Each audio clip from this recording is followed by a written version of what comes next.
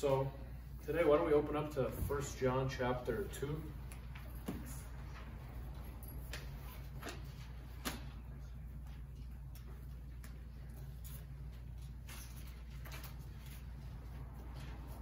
The name of my study today is Do Not Love the World.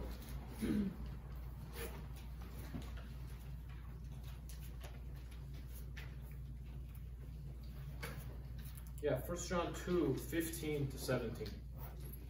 Let's all be there for this.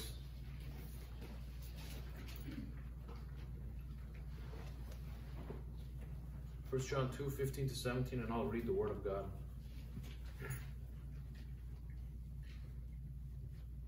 Do not love the world, nor the things in the world. If anyone loves the world, the love of the Father is not in him. For all that is in the world, the lust of the flesh, and the lust of the eyes, and the boastful pride of life, is not from the Father, but is from the world. And the world is passing away, and also its lusts, but the one who does the will of God abides forever. Let's pray.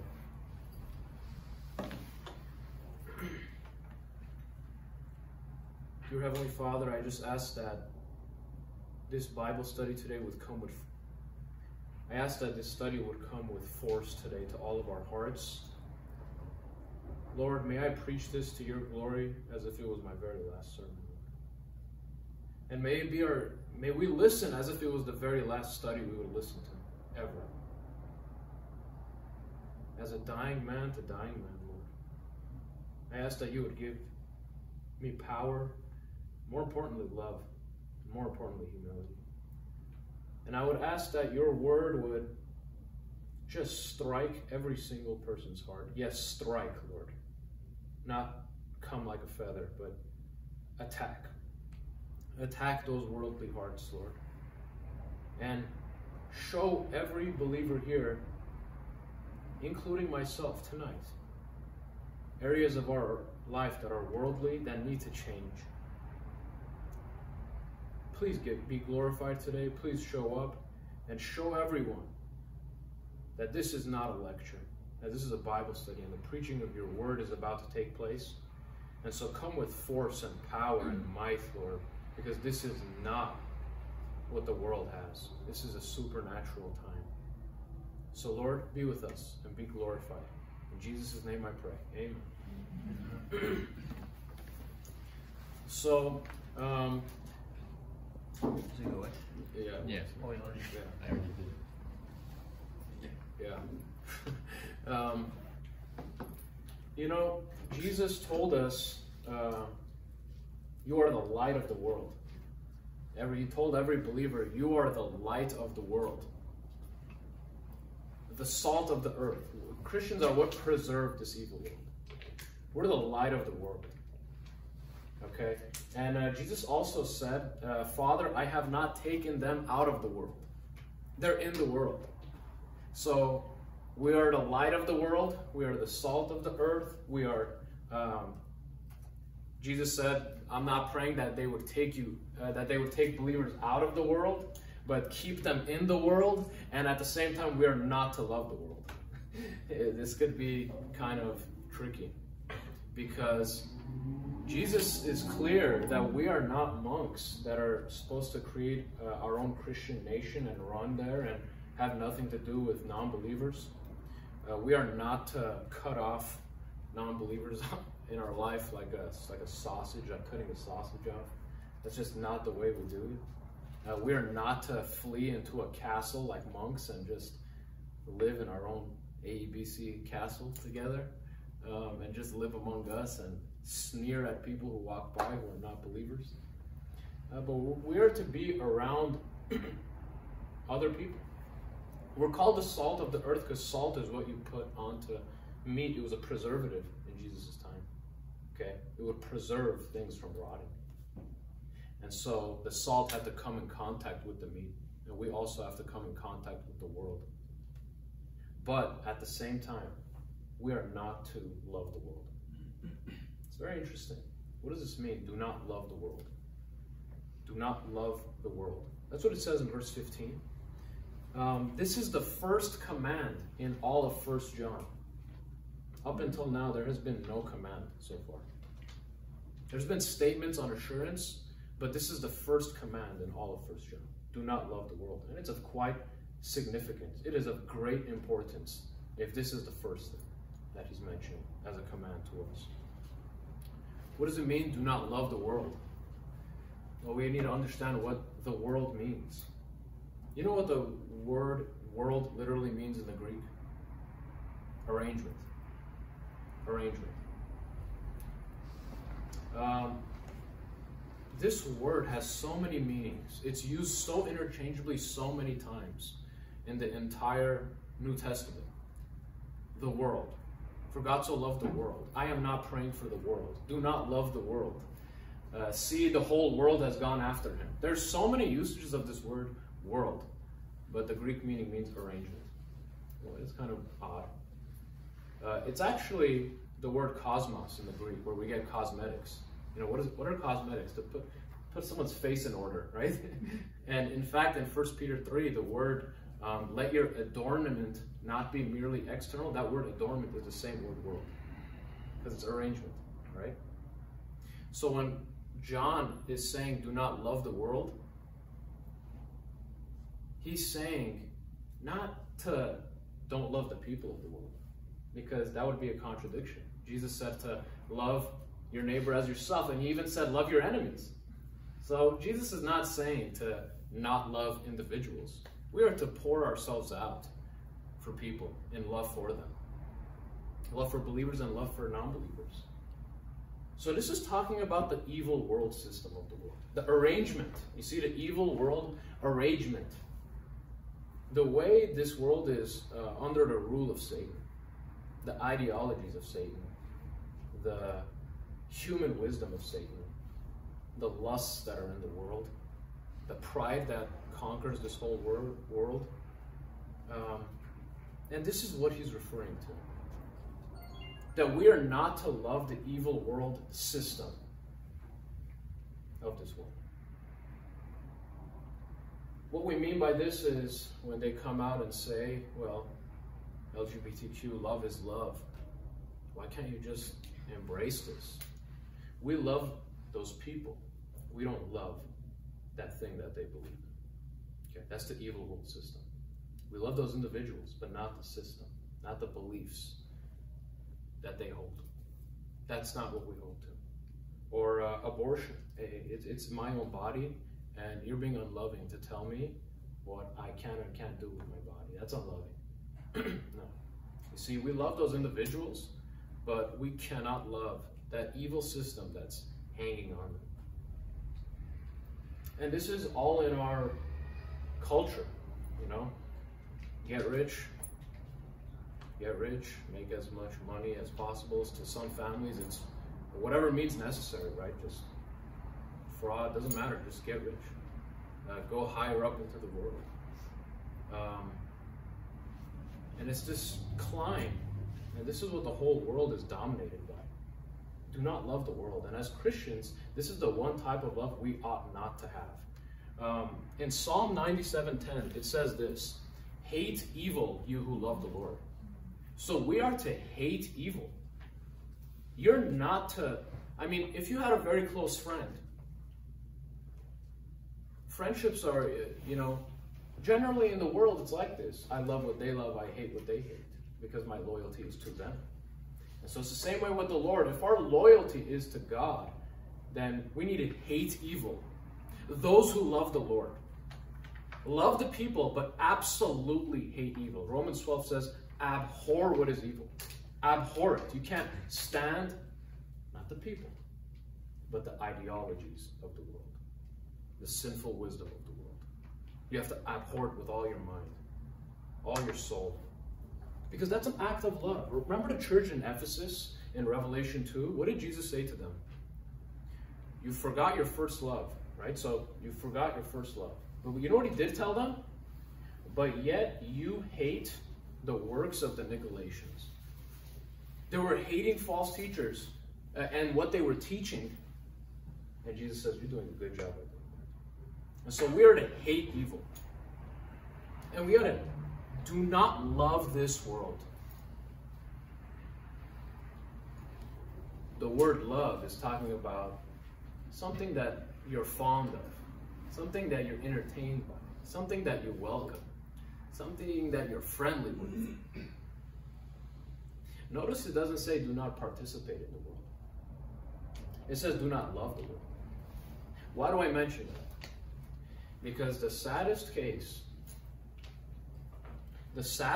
of people in all of humanity are the people who are in church and they do not participate in getting drunk on the weekends anymore. They don't participate in sexual immorality in an adulterous way anymore. They're not at the clubs anymore. They're not smoking marijuana anymore. They're not participating in those gross acts of evil anymore, but they still love the world, even though they're in church. You see? That's what I'm getting at. Do not love the world. Do not have affection for the world. Do not have a soft spot for the world tugged away into your heart. A Christian is someone who loves the Father. Look what the next part says in verse 15. It says, do not love the world nor the things in the world. If anyone loves the world, the love of the Father is not in them. Our heart, we are people of affections. We are people of desires. Okay? We have desires in us, either good or bad, but we all have desires in us. We all have longings. And because I'm not speaking to atheists here, we're speaking to church members here. A question we need to ask ourselves is, do I love the world? Is this Christianity thing really a dread to me? Is it all discipline? I want to say this story because it's really important. Pastor Paul Washer, his wife, was a non-believer when he was married to her. When he was married to her. And she didn't know that she wasn't a true Christian. She didn't know. She thought she was, but she didn't know. But you know what she said about that time when she was, she ended up coming to true faith. But in that time where she thought herself to be a Christian, but she really wasn't. Do you know what she noticed about her life when it came to Christianity? It was all discipline and nothing more. It was all discipline and nothing more. I just gotta do the right thing. I just gotta get myself to church this Tuesday. I just have to open up my Bible now. I just have to pray. You see? That's what she noticed about her own life, and that's what Paul noticed about her life as well. No desire. All discipline. You know where her desires were? For the world. You know why I say this is the most sad case scenario? Because these people are trapped. And they're deceiving themselves. They're deceiving themselves. Jesus described Christians as sheep, and he described non-believers as goats. Sheep and goats are two different animals. Okay? They have two different natures. Non-believers have a sin nature, a sin nature that longs after sin, longs after the world. But believers have been born again. They have a heart that loves the Father. It's very sad because Stephen Lawson has said that these Pharisees were the worst case ever. Because they loved the world, but they were stuck in their religious environment. And they weren't really able to exercise and do the things that they really wanted. You know, in John chapter 5, Jesus goes to the Pharisees, and you know what he tells them? I know you do not have the love of God within your heart. Isn't that interesting? Jesus was able to discern that. you do not have the love of God within your heart. Because why? They were lovers of money. They were lovers of the world. Our hearts are narrow, guys. We don't have a wide heart. Our heart could only fit one love, right? Only one love can fit in your heart. Love for the world or love for the Father. And today, in our study, we're going to talk about 3 reasons why believers should not love the world. 3 reasons why believers should not love the world. And our first reason is there's different loves. Different loves. We're going to talk about different loves, different pursuits, and different destinations. We have different loves than the world. The love of the world, guys, they love sin. They long for sin. They're at church, and they would much rather be somewhere else doing something else. You know what's a good test to see if you love the world or not? You know what's a good test, guys? If every single person here, we just disappeared off the map, out of your life, and you were put in some random part of the country where your reputation's not on the line. No one sees you. No one knows what you're doing. You're by yourself. So everyone here, we lose all contact with you forever. And we place you somewhere in Norway. How would you spend your life when no one's watching? How would you spend your life when no one is watching? That's the test. Because someone who loves the world will take advantage of that. You know what they'll say? Finally, I don't have to hold up a reputation in front of these people anymore. I can finally be myself. I can finally do the things I've always wanted to do. That's why it says, if anyone loves the world, the love of the Father is not in them. Could I translate that for you guys? If anyone loves the world, they're not a Christian. You know what a worldly Christian is? In our day, we call people worldly Christians. A worldly Christian is the equivalent of a heavenly devil. You just don't hear about it. It's just not a real thing. He who has the smile of the ungodly must expect a frown from God. So someone who genuinely has a love and craving for sin, but they're trapped at church, they're the saddest people ever. Because they're lying to themselves. And if they were very real with themselves, they would much rather be spending their time on their passions. But now their reputation is on the line here. You see what I'm saying? It would be better if they were to go spend the rest of their life on their passions, on their lusts. But they're stuck here, amping up their judgment because of hypocrisy. Turn to 2 Timothy chapter 4 for a second. I want you guys to see someone. Who's heard of the man named Demas in the Bible? Demas. Anyone heard of Demas? D-E-M-A-S? Okay. We often hear about Judas, but not many people talk about Demas. Demas was one of Paul's closest companions. We're in 2 Timothy chapter 4. 2 Timothy 4, look, starting from verse 9. 2 Timothy is Paul's last letter. He is in jail, guys. He is in jail. He's in prison, and he's going to die very soon. We know about Judas, but not many of us know about Demas. Demas was a very close companion to Paul the Apostle. He was in prison with Paul so many times, but he was not a Christian. He claimed to be, but he wasn't. Now look what it says in verse 10. Someone read verse 10. For Demas, having loved this present age, has deserted me and gone to Thessalonica. Crescens has gone to Galatia, Titus to Dalmatia. Wow. This is the very end of Paul's last letter. The very end. And he is writing to Timothy. And he lets him know that Demas, who is mentioned 2 other times in scriptures at the end of letters, You know what he says about Demas? That guy who used to be with us in prison all the time, that guy who used to serve with us, that guy who used to go to church with us, that guy who used to spread the gospel with us, that guy who preached Christ with us, he has deserted me. Why has he deserted me? Because he was in love with this present world.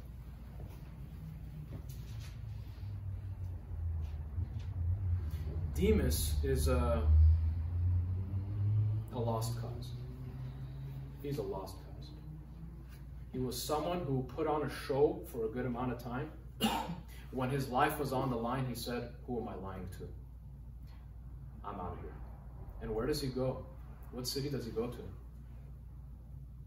Thessalonica. Yeah, Thessalonica. Why does he go to Thessalonica? One of the busiest cities at the time. One of the busiest cities. The most carnal influence was there. Majority of the evil system of the world reigned at Thessalonica, and that's why he goes there. It's big enough for him to hide, so his reputation's not on the line, and it's also a place where he has access to the world. So sad. And there are many Demases here today. Some people know it, some people don't. Some people, if they're real with themselves, they would have to be honest that my heart is for the world. My affections are for the world. But they're stuck here, like a caged animal. They haven't been born again. They're lying to themselves. Why lie? Pastor Stephen Lawson said this: better to go off into the world. Better leave than stay here and die. Because staying near church, staying near the truth, amps up someone's judgment 10 times over. Do not love the world. Demas, in love with this present world, has gone to Thessalonica. You guys hear that? He left. Because what he truly loved came out. He never had the love of the Father inside him. And so what we need to ask ourselves is this question. Listen very closely to what I'm going to say. Do you love Jesus? Do you love Jesus Christ? I didn't ask, do you believe in him? I didn't ask, do you like him? I didn't ask, do you know he existed? Do you have affection for Jesus Christ in your heart at this very moment? Because that is not natural. Turn to 1 Corinthians 16. That is not natural. Men are born as haters of God. They might love a fairy tale Jesus. You know what Jesus, some deceived Christians like? Deceived false Christians like? They love the Jesus that of the prosperity gospel. The Jesus that's all good news, always love, always friendly. I sent a video to some of you guys. You know what it was? It was a pastor from Master Seminary. You know what he was saying? 1 Corinthians 16. A professor at Master Seminary was saying this: a bunch of parts in the Bible are just, they're uncomfortable. You read through Isaiah, Jeremiah, and Ezekiel, it doesn't make you go and, kiss your wife after. It makes you want to slap her a couple times after reading those sections. It makes you want to slap yourself a couple times. They're so dark. And the Bible is dark. Red flag if you go to a church that all their messages are soft, soft, soft. That's not in my Bible. That's not in 1 John 2, 15 to 17. How about this verse? Tell me how soft of a verse this is. 1 Corinthians 16. 1 Corinthians 16. As Paul is closing his letter, look what verse 22 says. I'm going to read verse 22. Everyone look there. Now tell me if you will hear this at Joel Osteen's church. Tell me if you will hear this at any soft preaching church. Tell me. If anyone does not love the Lord, he is to be accursed. You know what that means? If anyone does not love the Lord, let them go to hell. The Bible speaks like this, guys. This is not me speaking like. The Bible speaks like this. You know why? Because if someone does not have a love for Jesus Christ, the Bible says they're a non-believer. God works all things together for who? Yeah, you guys heard that? Romans 8:28. God works all things together for those who love him. It doesn't say God works all things together for believers. Because believers are those people who love God. You see? Whenever I was at church 5 years ago and I wasn't a Christian, the scariest question you could have asked me, you know what it was? Do you love Jesus? I knew in my heart I had zero affection for him. I had zero affection for the biblical Jesus. You guys hear me? The biblical Jesus. Not that one Jesus you go to at some shallow church and they're always soft messages. I'm talking about the Jesus that said, repent or perish. Do you love that Jesus? That's a question we need to ask. Because that is a supernatural work of grace. No sinner was born with such a love. Romans 3 says we are born haters of God. How does a hater of God become a lover of God? By being born again, right? A miracle. If anyone loves the world, the love of the Father is not in them. Case closed, done. John doesn't even add any buts, ifs, whatever. It's over. If you have affection for the world and the affection for sin, case closed. But I want to comfort us for a little while, because he does say do not love the world. Why does he say do not love the world? Because in believers, there is still a part of us that has some affection for the world. There's still some sort of affection left in us. But I want us to study our Bibles well. In verse 15, let's go back to 1 John 2. We need to go back to 1 John 2, and I need you guys to see this for yourself. Because when you're studying your Bible, and we're actually going to be studying our Bible series tomorrow. 1 John chapter 2.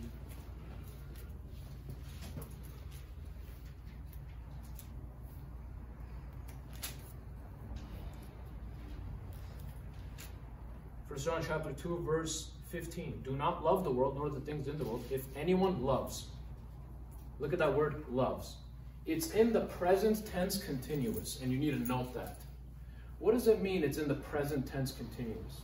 It means this is an unbroken pattern of this person's life. If anyone habitually loves the world, if anyone loves the world with unbroken sequence, that's why it's in the present tense continuous. You see? It's describing someone who has an uninterrupted love for the world. If I say LeBron James plays basketball over summer, what are you going to think I mean? The guy regularly, week by week, was playing basketball. Because I said LeBron James plays in the present tense continuous. So right here, if anyone loves the world, what is it saying? Someone who has a habitual, unrepentant pattern of always having affection for the world. It's not describing someone who says, oh, Lord, I'm sorry I fell into that sin. I'm sorry. It's not that. We just spoke about the reason number one as to why we need to not love the world. Because as Christians, we have different loves in comparison to the world. What we love is not what the world loves. We love God, and that's a miracle. If right now, as of this day, you love the Lord Jesus Christ, take comfort in that. Take great comfort that you have love for Jesus Christ. But I will say this, take the utmost alarm if you don't. Because 1 Corinthians 16 said, if you do not love the Lord, you should be accursed. I want to listen to this quote and tell me if this describes you. If you find yourself loving any pleasure better than prayers, any book better than the Bible, any house better than the house of God, any table better than the Lord's table, any person than Christ, any indulgence better than the hope of heaven, take alarm. I would have shattered if you read that quote to me 3 years ago, 4 years ago. You know why? Because I was at a church building weekly. But if you ask me, you love your friends more or Christ? Christ, obviously. You love doing other things more or your Bible? Honestly, I don't like reading my Bible that much. Okay, do you like, You like this world more, or are you anticipating heaven? Not really. I like this world a lot. And that's why it says take alarm. I was reading another part of the Bible. You know what Jesus described Christians as? Those who loved his appearing. You know what that's referring to? Those who love the second coming of the Lord Jesus Christ. Listen, 5 years ago, the second coming of the Lord terrified me because my home was here. My home is here.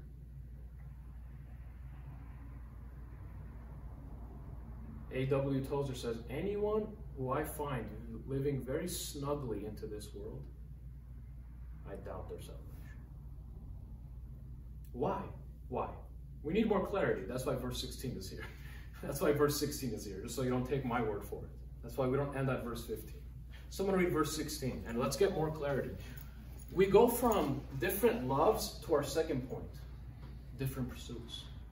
The reason why we ought not to love the world is because we have different pursuits. Someone read verse 16, please. For all that is in the world, the lusts of the flesh, and the lusts of the eyes, and the boastful pride of life, is not from the Father, but is from the world. This is so interesting, guys. It says, and now it describes the evil world system. That's what verse 16 is about. He's now describing what he means by the world. And he says this, for all that is in the world, for all that is in the world, the lust of the flesh, the lust of the eyes, and the boastful pride of life is not from the Father. He just described the entire world system in three things. The entire evil world system is described in those three words. There's no 4 required, there's no 5 required. 3 things is enough. Every temptation by the devil will fall under these 3 categories that we're about to go into. Every single temptation. There is not a temptation by Satan himself that does not fall into these 3 categories. Why? Because it says for all that is in the world. He's describing the whole of it. He's describing all of it. He's not saying, well, I'm not going to describe a portion of the evil world system. He's saying this is it. Everything I'm mentioning here, the lust of the flesh, the lust of the eyes, and the boastful pride of life. What are these things? Because we need to know them. We need to know them because the world is conquered by these 3. The lust of the flesh. What do you guys think about that one? What do you guys think? I want to open it up. What do you guys think of? Answer this. What's the difference between lust of the flesh and lust of the eyes? So flesh would be like bodily desires. Okay. Whereas eyes would be, you can say a little bit more sophisticated. It's like more conscious. Mm-hmm. Anyone else? Pretty much got it. So, lust of the flesh. What does lust mean? Intense longing. That's what the word lust means. Intense longing. A craving. Deep, insatiable desires. That's what the word means. It's used almost all the time in a negative sense in the Bible. There's only very few cases where it's used positively. One of the cases in the Last Supper where Jesus says, I have earnestly desired to eat with you. It's the same word. But this word lusts is a deep craving and longing. And he says one of the first things that the whole evil world system is made up of is the lust of the flesh. An insatiable longing for bodily appetites. Bodily appetites, guys. Bodily appetites as far as what? Could be drunkenness. That feeling of drunkenness when I'm 8 bottles in. That's the lust of the flesh. Nicotine addiction. Lust of the flesh. Marijuana, getting high. Lust of the flesh. Believe it or not, laziness. Sitting, just drenching my whole body in furniture all day long, taking pleasure from that. Gluttony, people who have an idolatry of food, they run to it as a form of comfort. And the obvious one, sexual immorality. Bodily sexual pleasure. Bodily sexual pleasure. And this is what the whole world is involved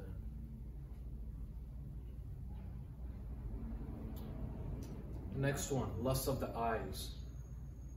Lust of the eyes. With our eyeballs, right?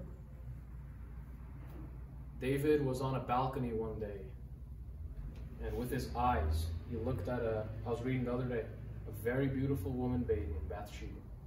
And he sinned because his eyes saw something and he had a very intense longing for that.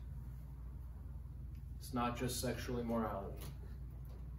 Ask yourself this: do I control my wallet, or does my wallet control me? We don't talk about this. And this can fall into ladies, it can fall into men as well. A lady who was on her social media, oh, I like that, shopping cart. The lust of the eyes. You see what it's saying? It's this thing that it's feasting them. This thing feasts upon their eyes. I gotta have that. This has to be mine. Or you're going over social media and you're seeing all sorts of things that make you really want something unbelievably. You know what we call this? Covetousness. That's the 10th commandment, guys. Thou shalt not covet. And in Exodus it says this: thou shalt not covet your neighbor's house, your neighbor's wife, your neighbor's slave, your neighbor's house. Nothing. You cannot covet those things your neighbors have. And there could be some people here, singles, who actually covet a specific woman who is in a relationship. That's a real thing. That's getting really in there. There's some people who want a specific person who's already in a relationship. What do your eyes hunger? What do you see that you say, I need it now? It could be food for some people. It could be attention for some people. People who always need attention. Just people who they see pity once and they gotta have it again. That's the lust of the eyes. Covetousness. Deep, insatiable craving. And the first two things that make up this world are internal cravings of things that I want, but the third thing is me boasting about things I have. You see that? The third one is the boastful pride of life. The boastful pride of life. What does this mean? Me carrying myself in either direct arrogance, the most subtle arrogance of superiority over other people. We did a study on pride. This can manifest itself in walking in a room and thinking you're the most important person. It can just manifest itself just like that. I remember this is an honest confession. I remember as a non-believer, I genuinely, willfully thought I was the best person in my local community. I thought I was the best, and I fed into that. Every temptation Satan will send our way will come from one of these three realities. But I need to convince you even more. Go to Genesis chapter 3, verse 6. I want you to know that Satan cannot do anything outside of these things. And these are very broad categories. So many things can fall into these things. But go to Genesis 3, verse 6. This was the very thing. These three things was what caused all of humanity to fall into sin.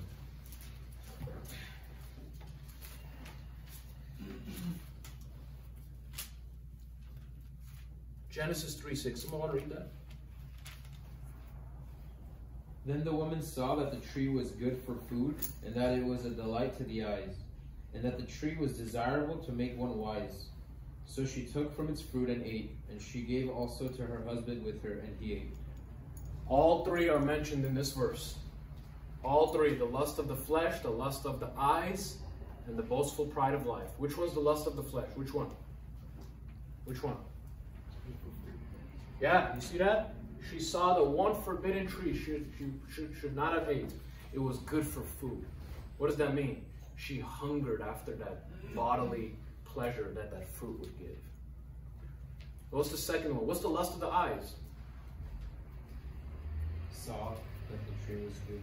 Yeah, it says, and that it was a delight to the eyes. You see how Satan lures us? Oh, you take it. You'll have a good bodily pleasure real quick for that. Next, it was pleasant to the eyes. That tree looks very good. That food looks very good. That thing on Amazon looks very good. That woman looks very good. What's the boastful pride of life? Desirable to make one wise. Yeah, because Satan said, if you eat of this tree, you'll become like God, right? She wanted that. She wanted to become like God. Arrogance, pride. And she fell. All of humanity fell because of the lust of the flesh, the lust of the eyes, and the boastful pride of life. It doesn't just end in Genesis. Go to Luke chapter 4. Let's see what Satan tempts Jesus with in the temptation of 40 days in the desert.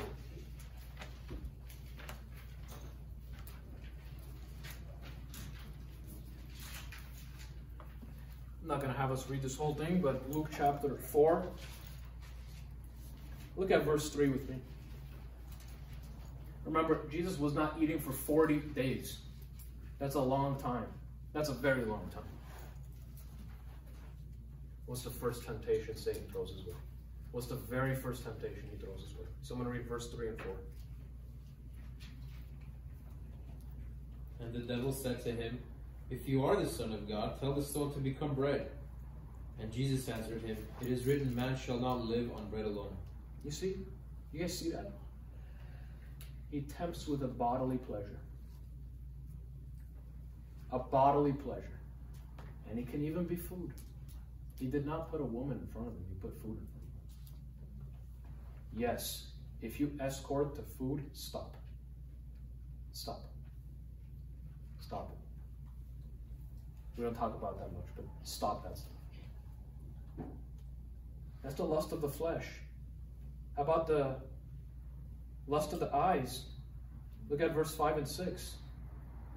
Sorry, someone read verses 5 to 8, please.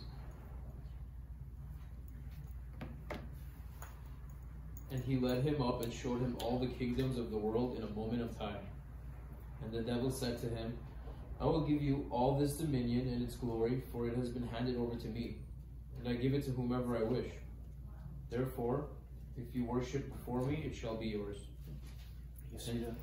I cut this off twice already. And Jesus answered and said to him, It is written, You shall worship the Lord your God and serve him only. You guys see that? He goes in, he takes him up on a mountain, Satan himself, and he shows him things so his eyes can see them.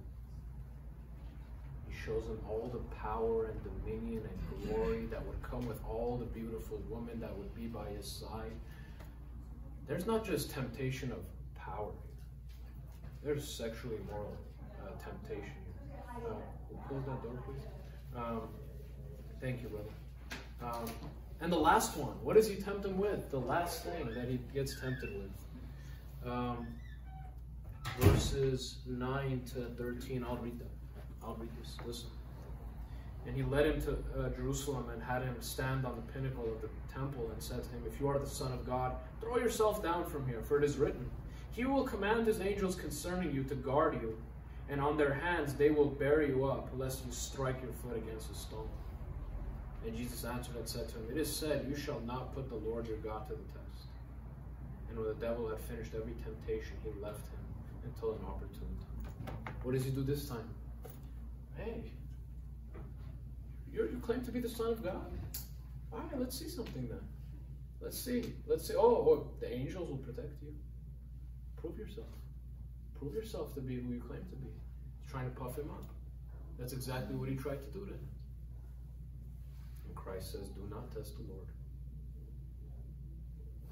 Let's go back to 1 John 2. I needed to see and show you guys that Satan has 3 quivers he can pull arrows out from. And those are big quivers. These are big quivers he will pull multiple arrows from. arrow of sexual immorality, arrow of food, of not having a good control over your wallet.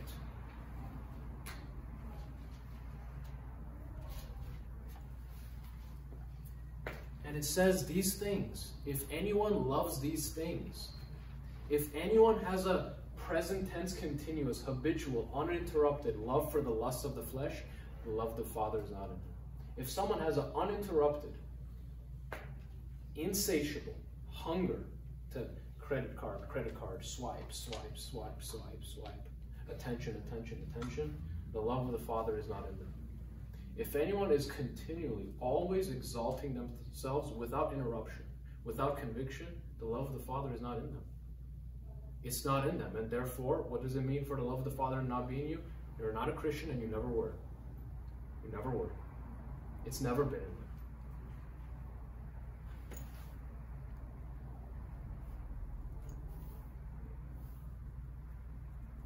Those are different pursuits. We have different pursuits. Christians have different pursuits, guys. We don't pursue these things. Non-believers do, because in Ephesians 2 it says, we were once dead in our sins, following the course of this world, enslaved to various lusts and passions. Are you enslaved to these things? Do they have uninterrupted, no conviction, dominion over you? In 2 Peter it says this, by whatever a person is overcome, to that thing he is enslaved to. Whatever overcomes you, to that you are enslaved to.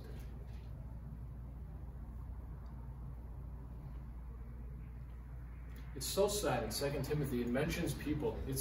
I think it maybe Sarah read it or not, but maybe it's in chapter 2. It describes false Christians in this way. They're always learning but never able to come to the knowledge of the truth. What does that mean? They're always attending Bible studies. They're always hearing the right words. They're always hearing, oh, what's 1 John chapter 3 going to be about? They're taking in all these things, but they're never able to come to a knowledge of the truth. They're never able to come to saving faith. They're hearing, but their heart remains unchanged. They love the world. They're getting all this knowledge one ear, but they're never able to come to the knowledge of the truth. Isn't that so sad? That there are people who are like that. Blind, lost. They have more knowledge than atheists, but they love the world just as much as any other atheist. And what John has been showing us, guys, is as Christians, we are the light of the earth. We shine. We let our good works shine. We don't fit in. Jesus looked at his disciples and said this, if you were of the world would love you as its own. If you were of the world, if I put each and every one of us in a non-believing setting, would the world love you as its own? Because Serge read in 2 Timothy chapter 3, all those who desire to live a godly life will be persecuted. Do you get persecuted for your faith? All those who desire to live a godly life will be persecuted. Did I hear a maybe in there or an absolute statement? I heard an absolute statement, and you guys did too. But the world hates you because I chose you out of the world. Do people hate you for your faith? Or do you fit in? If I were to put you in a random part of the world where sin is rampant around you, how would you feel with that sin around you? Let me tell you how Lot felt in Sodom and Gomorrah. You know how it says Lot, a righteous Christian who lived in Sodom and Gomorrah. Do you know what it says in 2 Peter about how he felt? His righteous soul was tormented with all the evil deeds going on around him. If I were to place you at Las Vegas, will you fit in or are you out of place there? Just by yourself, no one around. Do you feel in place there? Is that somewhere you feel comfortable? Are those your people? Will they love you as your own? Or will they call you the weird person? And let's not take it to an extreme. Let's take it to some random place. Let's take it to Maine. Maine, the state in the United States. If I were to place you there, common folk people, will you fit into those people? Or will they persecute you for your faith? Because all those who desire to live a godly life in Christ Jesus will be persecuted. You know why you're not being persecuted for your faith? You don't desire to live a godly life. That's what the verse says. It was Uncle Greg. Oh, I think he's here. He used to be a sheriff for the longest time. And I'm not calling Uncle Greg a non-believer for this at the time, but he said that at his workforce, at work, there were 2 Christians. One of them was called the Jesus freak, and it wasn't him. The people at work would make fun of that one Christian guy, but none of them knew that he's also a Jesus freak. And they would always, make fun of that Christian guy over there. Are you like that at work? Or is your faith hidden because you're ashamed? You want to fit into the world. See? You want to fit into the world. Or do you stand out like a sore thumb? Are you a city on a hill? That's what Jesus described Christians. They're the light of the world, city on a hill. I was reading earlier about persecution, so that is kind of linked to what you mentioned. And it reminds me of my old job where I always got the persecution, and they're like, oh, Jesus is gonna come and this and that. But I kept sharing the gospel and keeping my faith and praying for them, but hoping that one day God will open their eyes. Yeah. But my current job, everything is like, I don't know, everyone's like on a different level, I'm not sure. But I know one person is Christian, and that's beautiful. You don't pursue persecution. Don't do that. Don't pursue for people to hate you. It says whoever desires to live a godly life, the byproduct is they're going to be persecuted. You know what's one of the greatest ways to be of the world but not love the world? You know what's the greatest ways? Spread the gospel to people. Spread the gospel to people. That's exactly what Jesus did when he was around tax collectors and prostitutes. But you know what the world does? The lust of the flesh will kick in. The lust of the eyes will kick in. Oh, I don't want them to judge me. That'll make me look weird. I'll be very weird if I just begin to talk about Jesus Christ and salvation. So what dominates you? The lust of the flesh, the lust of the eyes, and the boastful pride of life. Jesus said, blessed are you if those people revile you. You're blessed. You're blessed if people revile you, curse you, spurn your name as evil.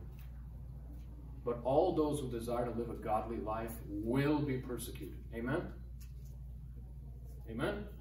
Amen. Scared me for a second. You guys not desire a godly life or what? It's not from the Father, but it's from the world. That's what he says at the very end. If you love the world, you will pursue the things of the world. You will, if you have a love for the world, you will pursue getting all the sensual gratification for your own body. If you love the lusts of the eyes, you will, me, give me more for me. And if you really love the world, you will pursue arrogance. You will pursue. Now, those people are different. I'm not like that. And John yet again says, that's not from the Father. And what's our last verse? Verse 17. Someone read that. 1 John 2, verse 17.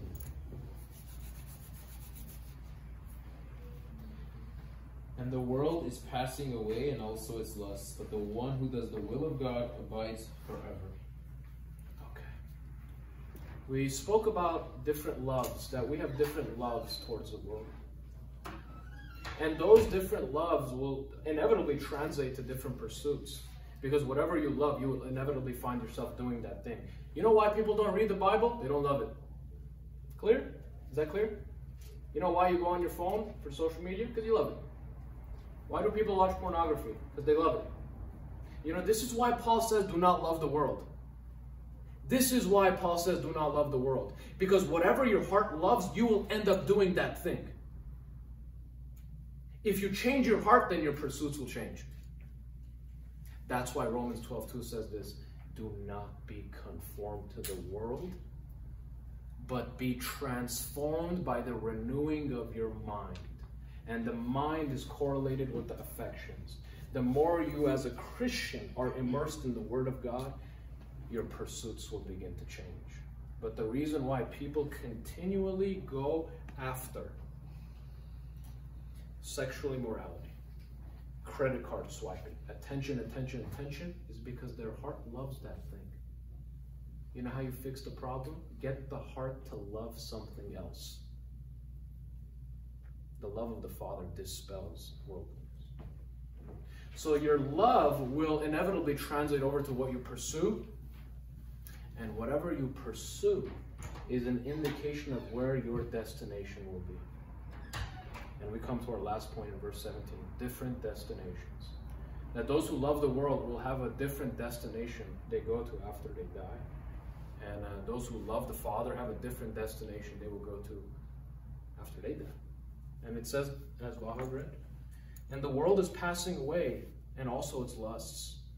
But the one who does the will of God abides forever.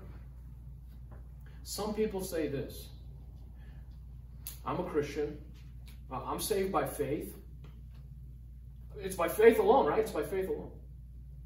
But their life is in habitual, unrepentant practice of ungodliness. Well, that person hasn't had faith alone in Christ. Because if they had faith alone in Christ, their life would change. Right? Right? That's how it is. We get saved and go to heaven by placing our faith in Jesus Christ. And once you do that, your life also changes. If you profess to believe in Christ but your life hasn't changed, then you haven't believed in Christ. If you still love the world habitually, then you haven't believed in Christ. That's what it's teaching you. And this world, this evil world system, where is it going? It's passing away. And where is it passing away? Well, the verse doesn't say, but we know where they're going. The lake of fire. That's why Paul says in Corinthians, do not be deceived. The sexually immoral, the homosexuals, the swindlers, the revilers will not inherit the kingdom of heaven. If you want those lusts, you pursue those lusts habitually, just know that you're going with those lusts to the lake of fire. It's temporary. The destination is different. Is that you? Do you know where you will end up after you die? That's not something you want to be 50-50 on. That is not something you want to be 75% sure on. That is not something you want to be 95% sure on. Because once you're in eternity, there is no turning back. Once you're there, you're there. But the one who does the will of God abides forever. What does it mean, the one who does the will of God? Is it saying that we're saved by our works? No, it's not. It's saying this. He has just taught us about the lust of the flesh and people who pursue it. The lust of the eyes and people who pursue that. And the boastful pride of life, people who pursue self-exalting themselves in every setting that they're in. And it says, whoever does the will of God, the opposite of those things, are the very people who will end up going to heaven.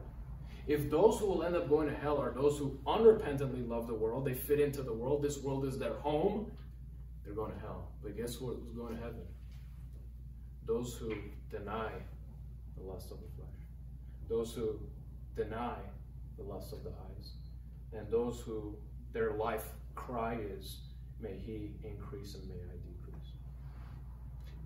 If your pursuit, not perfection, but if your pursuit is towards godliness, if you hunger and thirst after godliness, then you are the very people who will abide forever.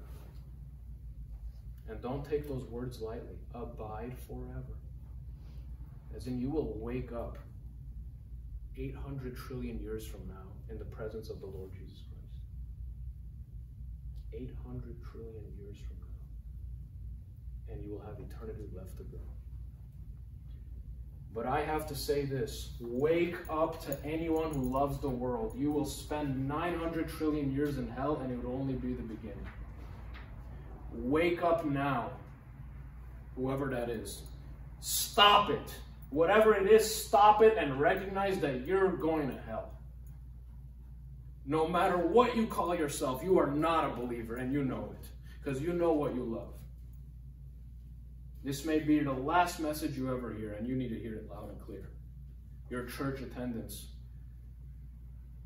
it'll only amp up your fire. If you love the world, you need to flee from the wrath to come now. Because hell is real.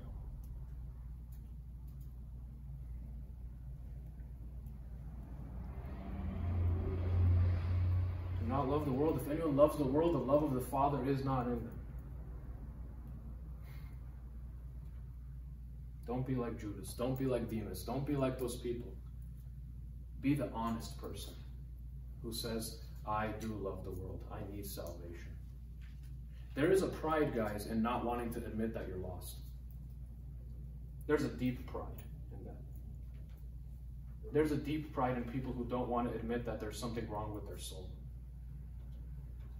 They lie to themselves. They're champion liars. Champion liars. So, I want to close off this study by an exhortation. Please listen up to me.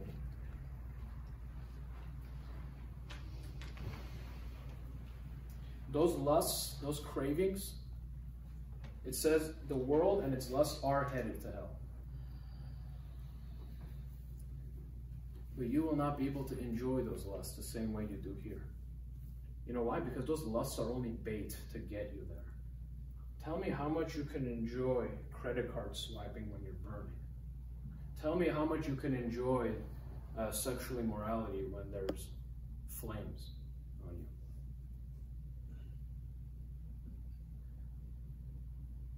Repent or perish. This might be funny to you guys, but there's a reason. There's a reason why there's no instance of Jesus laughing once in the 4 Gospels. Not that the guy never laughed, but that every single day he sees all these people being plunged into an eternal hellfire. Don't worry. Yeah, don't worry. And so this is something we need to really take heed to. And if that is our life, if our life is marked by that, all you got to do is come to Jesus Christ and be honest. Say, Lord, I need you to save my soul. That's it. And he will save you. Do not love the world, because we are not to be like the world. We are the light of the earth. And next time when you're around your non-believing friends, know this. They don't want you to look like them. Some people get fear of man. Oh, I just want to be accepted. They don't even want you to look like them. They want you to be different. The world hates hypocrites. Everyone hates hypocrites, right? People in the church, people outside, everyone hates hypocrites. If you're going to be a Christian all the way.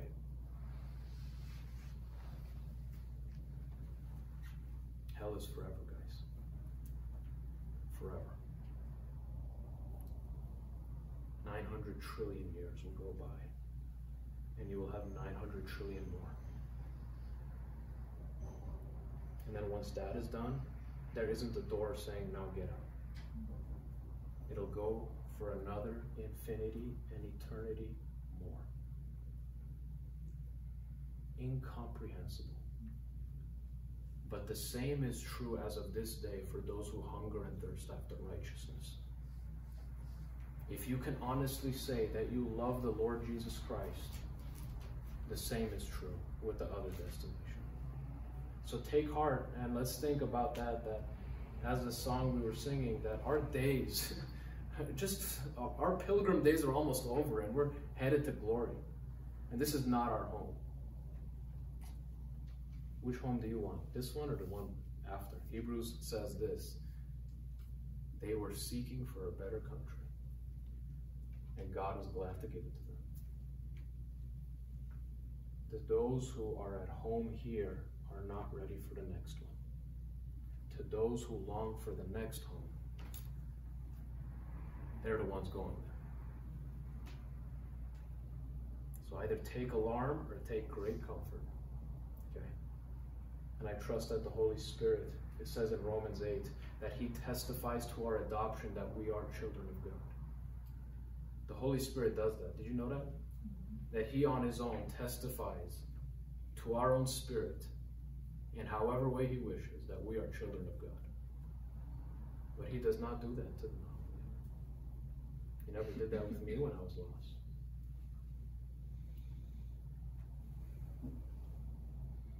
Let's go to the Lord in prayer, guys.